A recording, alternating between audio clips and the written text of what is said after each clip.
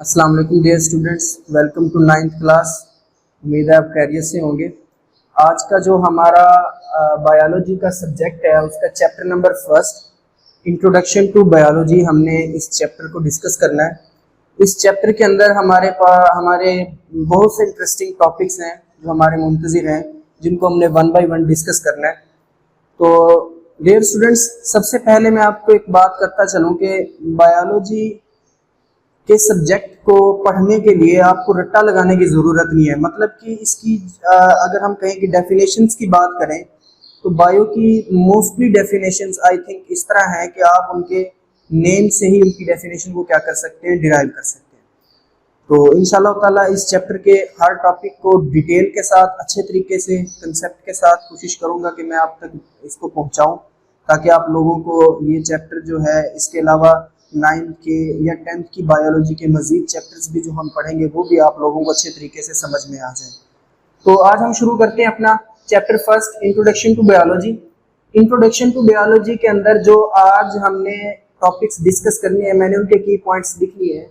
हमने what is science, science के बारे में पढ़ना है। इंट्रोडक्शन टू बायोलॉजी देखना है कि बायो का इंट्रोडक्शन शार्ट सा मैं आपको बताऊंगा, और इसके अलावा डिवीजन ऑफ बायोलॉजी क्या होती हैं, और इन तीन चीज़ों को हमने, तीन पॉइंट्स को आज हमने डिटेल से डिस्कस करना है। तो सबसे पहले बच्चे, व्हाट इज साइंस? साइंस क्या होती है? साइंस क्या है? Science is study to make observation, to do experiments, to draw conclusion. कि आपके पास कोई भी चीज़ है, कोई भी ऑर्गेनिज्म है, कोई भी सब्सटेंस है, आप क्या करेंगे?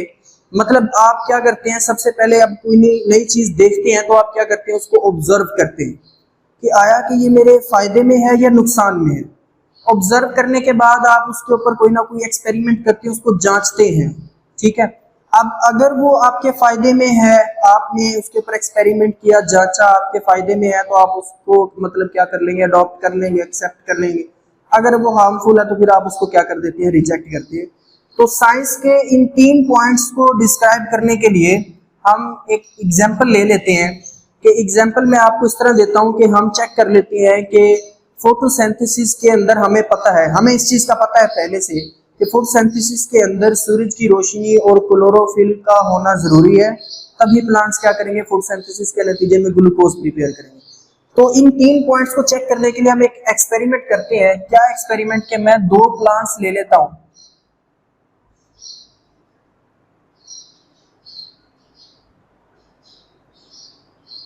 हमारे पास ये दो प्लांट्स हैं।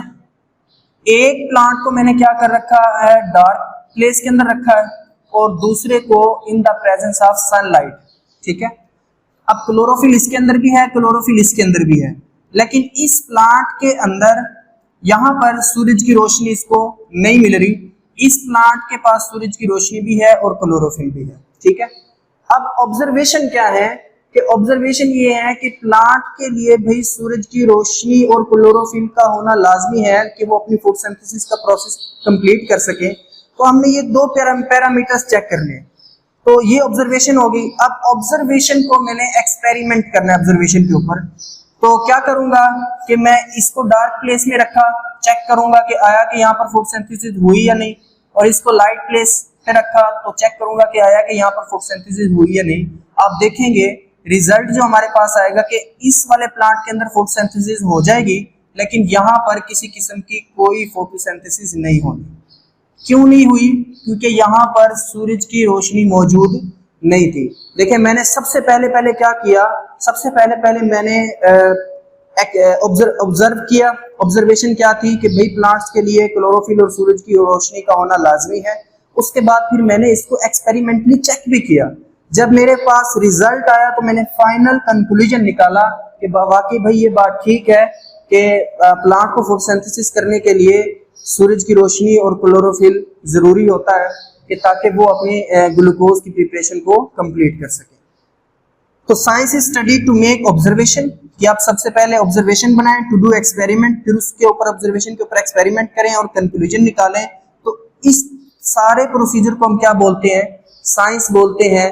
कि डिफरेंट किस्म, अब इस तरह एक्सपेरिमेंट काफी सारी चीजों के ऊपर होते हैं। ठीक है, कि लिविंग ऑर्गेनिज्म के ऊपर एक्सपेरिमेंट हुए हैं, इनसे रिलेटेड डिजीजेस के ऊपर एक्सपेरिमेंट हुए हैं। तो बहुत सी ऐसी कायनात में चीजें हैं बेटा जिनको आप देख लेंगे, कोई भी ऐसी चीज नहीं है जिसके ऊपर आपने एक्सपेरिमेंट ना किए हो। उसको चेक किया जाता है पहले, फिर उसको अपनी लाइफ के पर्पस के लिए क्या किया जाता है, इस्तेमाल किया जाता है। तो इस तरीके से हमारे पास काफी सारी क्या होती हैं, इंफॉर्मेशन इकट्ठी हो जाती हैं। अब स्टार्ट में क्या था कि जब से हजरत इंसान की इर्तिका शुरू हुई है, उस वक्त से ही साइंस का कंसेप्ट चलता आ रहा है कि उस वक्त से इंसान साइंस के ऊपर चलता आ रहा है कि मुख्तलिफ चीजों के ऊपर टेस्ट चलते आ रहे हैं, एक्सपेरिमेंट चलते आ रहे हैं, ऑब्जर्वेशन हो रही हैं और नताइज निकाले जा रहे हैं। फिर अपनी लाइफ को, मतलब ये सारा का सारा काम इंसान क्या करता है, अपनी लाइफ को बेहतर बनाने के लिए कर रहा होता है। अगर आप देखें स्टार्ट में, तो सबसे पहले इंसान क्या करते थे कि पत्तों को, दरख्तों के पत्तों को क्या करते थे, अपने लिबास के तौर पर यूज करते थे। गारों वगैरह के अंदर अपने मस्कन के तौर पर गारों को यूज करते थे। लेकिन जैसे जैसे डेवलपिंग होती रही, उसी तरीके से वे ऑफ लाइफ भी क्या होता रहा, लाइफ स्टाइल भी इंसान का चेंज होता रहा। मतलब देखिए एक्सपेरिमेंट होते रहे, पता चलता रहा नहीं भी लिबास के तौर पर कपड़ों का यूज है, फिर कच्चे मकानात बनाने लगे, उसके बाद ईंटें, उसके अंदर गारा वगैरह, ये सारी चीजें। अब आजकल देख ले तो सीमेंट वगैरह यूज हो रहा है। तो मतलब लाइफ हमेशा बेहतरी की तरफ मूव कर रही है, और ये किस वजह से हो रहा है, एक्सपेरिमेंट्स की वजह से। तो ये इस सारी चीज को हम किसके जुमरे में लेके आते हैं, साइंस के जुमरे में आते हैं बेटा। तो अगर आप देखें कि स्टार्ट के अंदर कोई बायो, फिजिक्स, केमिस्ट्री का कोई भी जिक्र नहीं था, कोई कंसेप्ट नहीं था। पहले मतलब के बस चीजों के ऊपर एक्सपेरिमेंट होते थे और उनसे जो इंफॉर्मेशन हासिल होती थी उसको स्टोर कर लिया जाता था, और फिर उस इंफॉर्मेशन को हम इंसान की लाइफ को बेहतर बनाने के लिए क्या करते थे, इस्तेमाल करते थे। ठीक है। लेकिन जैसे जैसे डाटा ज्यादा होता आया, ज्यादा इकट्ठा होता आया, तो फिर मतलब इस चीज की जरूरत पेश आई कि साइंस को भाई अब ब्रांचेस के अंदर डिवाइड किया जाए, ताकि इन इंफॉर्मेशन को अप्लाई करना भी आसान हो, इनके ऊपर मजीद स्टडी करना भी आसान हो। ठीक है। तो फिर साइंस को क्या किया गया, 3 ब्रांचेस में डिवाइड किया गया, बायो, फिजिक्स एंड केमिस्ट्री। मतलब इसका बनाने का मकसद ये था कि जो भी इंफॉर्मेशन लिविंग ऑर्गेनिज्म से रिलेटेड थी, सारी की सारी बायो के अंदर रख दी गई। जो भी इंफॉर्मेशन मैटर या एनर्जी से रिलेटेड थी, वो सारी की सारी फिजिक्स के अंदर रख दी गई। और जो भी इंफॉर्मेशन इंसान या फिर एनवायरनमेंट के अंदर होने वाले केमिकल रिएक्शन से या मैटर के अंदर होने वाले केमिकल रिएक्शन से रिलेटेड थी, उन सारी की सारी इंफॉर्मेशन को केमिस्ट्री के अंदर रख दिया गया। और इसका रखने का मकसद मैंने आपको बताया कि ताकि इन सारे नॉलेज के ऊपर अच्छे तरीके से स्टडी हो सके, इनसे मजीद बेहतरी की तरफ मूव किया जा सके इंफॉर्मेशन को इस्तेमाल करते हुए। और आप देखते हैं कि आजकल जो आज हम देखते हैं, बायो के अलग माहिरीन है, फिजिक्स के अलग माहिरीन है और केमिस्ट्री के अलग माहिरीन है, जो अपने अपने फील्ड के अंदर काम कर रहे हैं और इंसान की फलाह बहबूद के और इंसान की फलाह बहबूद के लिए काम करते आ रहे हैं। ठीक है। तो बेटे ये था हमारे पास बेसिक साइंस के बारे में इंट्रोडक्शन, कि साइंस क्या चीज है, इसके अलावा हमें जरूरत क्यों पेश आई कि साइंस को हम क्या करें, ब्रांचेस के अंदर डिवाइड करें। नेक्स्ट हमारे पास जो पॉइंट है, इंट्रोडक्शन देखना है हमने बायोलॉजी का, क्योंकि हमारे पास मेन सब्जेक्ट बायो है, तो हमने अपने बायोलॉजी के इंट्रोडक्शन को लेके चलना है। इंट्रोडक्शन टू बायोलॉजी के अंदर मैंने आपको अभी बताया लेक्चर के स्टार्ट में कि बायोलॉजी की मोस्टली टर्म्स जो हैं वो आप उसके नेम से ही उसकी डेफिनेशन को क्या करोगे, डिराइव करोगे।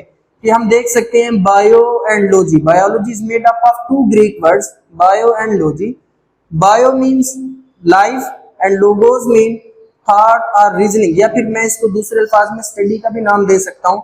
कि देखिए आप किसी भी चीज के ऊपर सोचते हैं या उस मतलब कोई भी किसी भी चीज की रीजन निकाल रहे हैं कि ऐसा काम क्यों हो रहा है, तो मतलब आप उसका मुतालिया कर रहे हैं, आप स्टडी कर रहे हैं। ठीक है। तो अगर मैं इन दोनों लफ्जों को मिलाऊं तो हमारे पास इसकी एक डेफिनेशन बनती है, the branch of science, science की वो branch that deals with the study of life of living organism, या फिर लाइफ या फिर लिविंग ऑर्गेनिज्म के साइंस की वो ब्रांच जो लिविंग ऑर्गेनिज्म से मुतालिक है, लिविंग ऑर्गेनिज्म के मुतालिए से ही मुतालिक है, उसको हम क्या बोलेंगे बेटा, बायो बोलेंगे। The branch of science that deals with the study of life, या फिर आप सिंपल भी लिख सकते हो कि साइंटिफिक स्टडी ऑफ लाइफ और scientific study of living organism is called biology.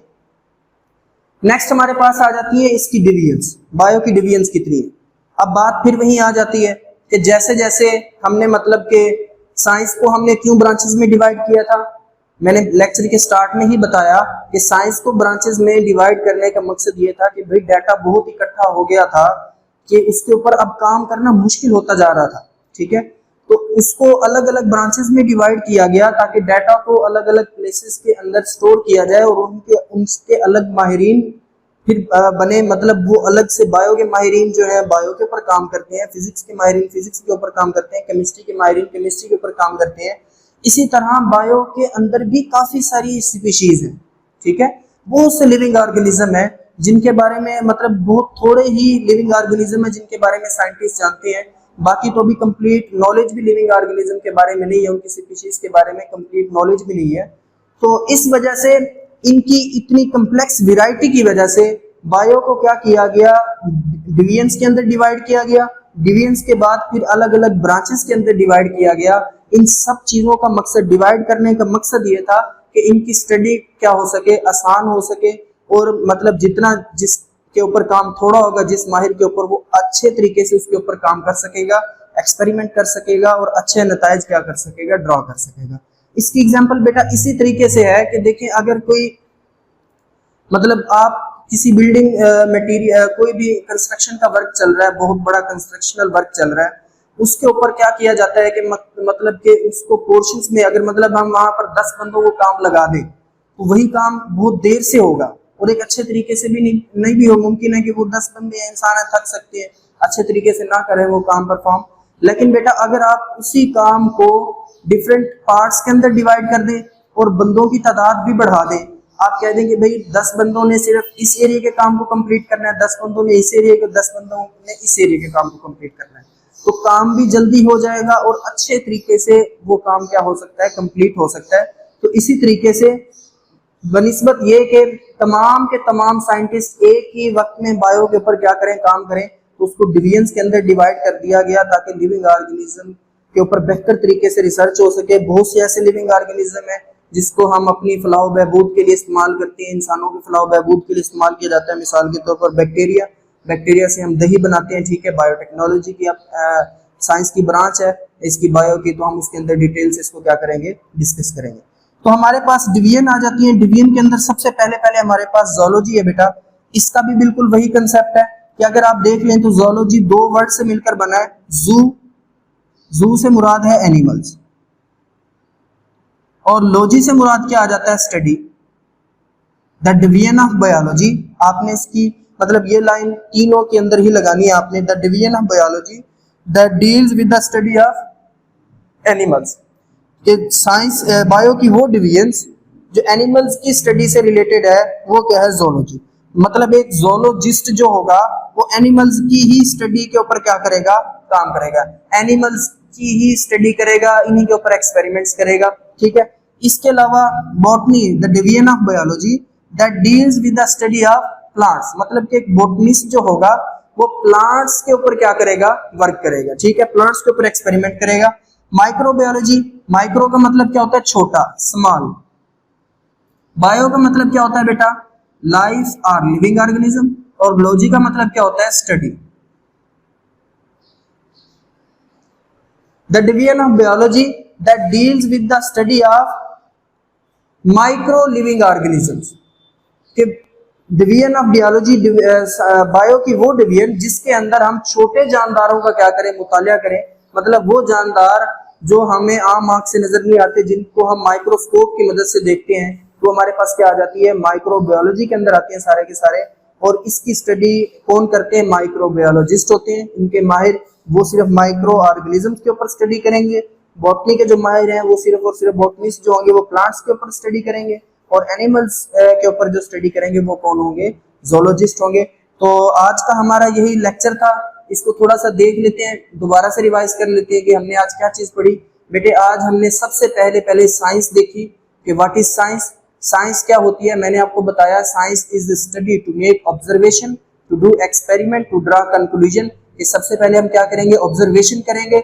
Observation के अंदर हम ये 5 सेंसेस यूज करते हैं जो आप चैप्टर नंबर 2 के अंदर पढ़ेंगे जाके। अभी मैंने इसको डिटेल से डिस्कस नहीं किया, बताया नहीं आपको। ऑब्जर्वेशन में हम मतलब ऑब्जर्वेशन अपने कान के जरिए कर सकते हैं, आंख के जरिए कर सकते हैं, ठीक है, टेस्ट करके किसी चीज को टच करके, या फिर अपने नोज के जरिए हम उस चीज को क्या कर सकते हैं, ऑब्जर्वेशन करने के बाद जो आपके पास हाइपोथेसिस बनती है आप उसके ऊपर फिर एक्सपेरिमेंट पर करेंगे।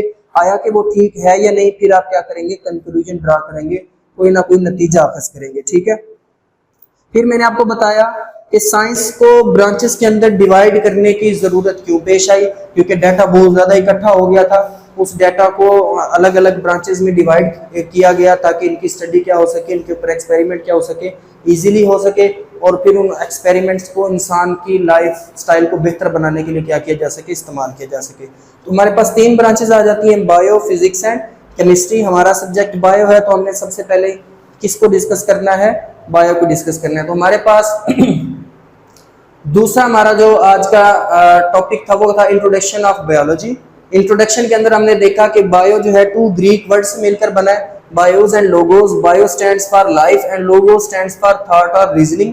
ओवरऑल हम इसको स्टडी भी कह सकते हैं। The scientific study of life और the scientific study of living organism is called biology.